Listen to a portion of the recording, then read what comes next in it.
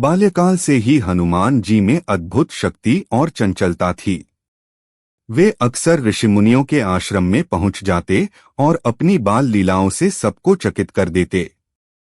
कभी वे साधुओं की पूजा सामग्री छुपा देते तो कभी उनके आसन खींच लेते।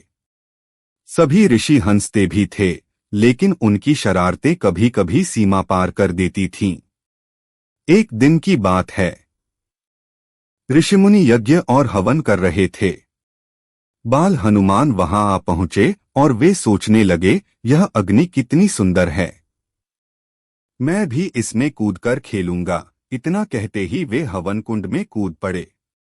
साधुओं ने उन्हें तुरंत बाहर निकाला। हनुमान जी पर अग्नि का कोई प्रभाव नहीं पड़ा, परंतु यज्ञ बाधित हो गया।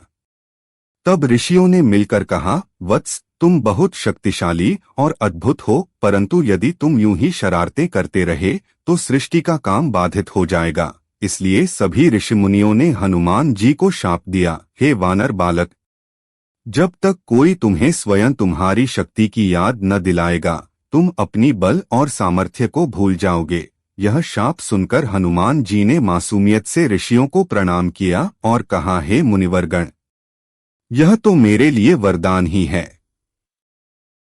यदि मेरी शक्ति से किसी को हानि पहुंचती है तो उसका कोई अर्थ नहीं। मैं धर्म और भक्ति के मार्ग पर चलूंगा। ऋषिमुनियों ने उन्हें आशीर्वाद दिया और कहा, वत्स, समय आने पर जब धर्म की रक्षा के लिए तुम्हारी शक्ति की आवश्यकता होगी, तब कोई तुम्हें तुम्हारी महाशक्ति की याद दिलाएगा।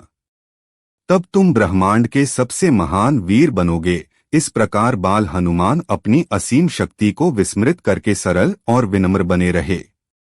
बाद में यही कारण बना कि जब लंका युद्ध के समय जामवंत ने उन्हें उनकी शक्ति की याद दिलाई, तब वे समुद्र लांघकर सीता माता की खोज कर पाए।